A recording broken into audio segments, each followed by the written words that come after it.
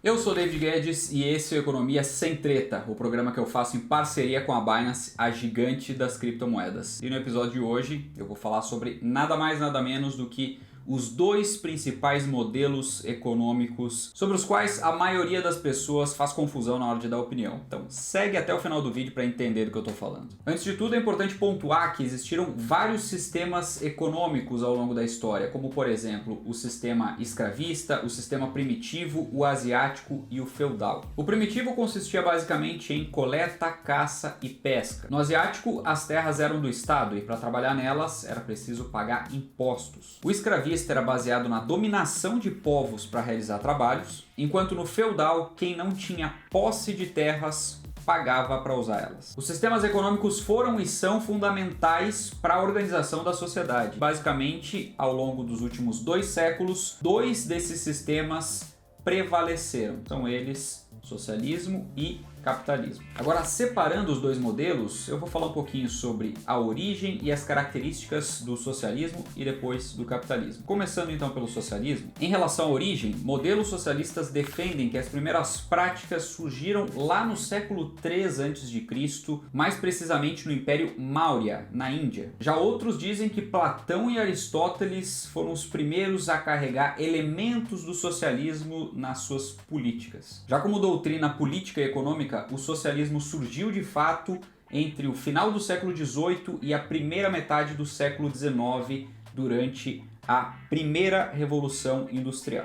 Já o pai do socialismo é bem conhecido, Karl Marx, mas tem um outro nome que também desponta como um dos precursores do pensamento socialista como um todo, que é o de Friedrich Engels. Ele não tem tanto holofote quanto Karl Marx, mas tem importância semelhante no contexto do socialismo. Algumas características do modelo socialista são que não há propriedade privada, o modelo econômico é de uma economia planificada, o foco é no coletivismo e não nas individualidades, também não há diferenciação dos trabalhos. Alguns exemplos de economias que se autodenominam socialistas são Vietnã, Cuba, Coreia do Norte e China. Bom, agora vamos falar um pouco sobre o capitalismo, começando pela origem. Ele surgiu por conta do enfraquecimento do antigo sistema, o sistema feudal. O surgimento do comércio permitiu a mobilidade social, com trabalho livre e assalariado. Isso tudo aconteceu lá por volta do século XV, mas o capitalismo passou por fases de lá para cá, sendo essa primeira a comercial, a segunda a industrial,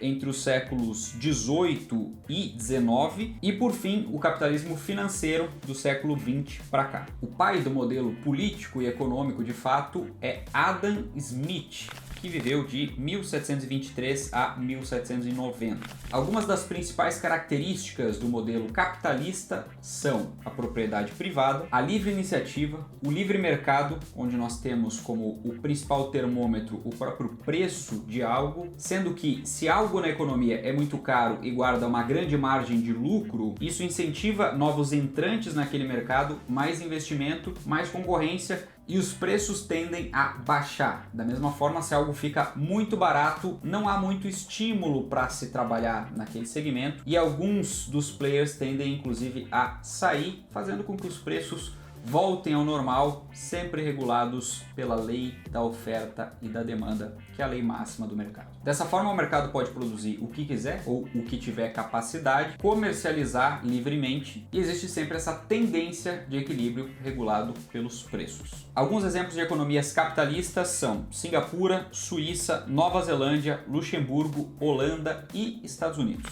E tem também aquela pergunta que muita gente faz: tem como fazer um mix dos dois sistemas, misturar capitalismo com socialismo? E na verdade não só tem, como vários países adotam uma espécie de sistema híbrido ou uma terceira via em relação a capitalismo e socialismo. É o chamado modelo econômico misto, onde parte da economia é capitalista e também tem um pouquinho de socialismo ali no meio, já que o mercado, de certa forma, é livre, mas regulado pelo Estado. E, inclusive, o modelo econômico do Brasil é tratado como capitalismo de Estado. O mercado é livre, mas até certo ponto, já que o Estado trabalha na distribuição da renda e também na regulação do mercado como um todo, estipulando taxas de juros e impostos. Dessa forma, não é só a lei de oferta e demanda que exerce força sobre o mercado, mas também o Estado com seus impostos, regulações, burocracias e subsídios.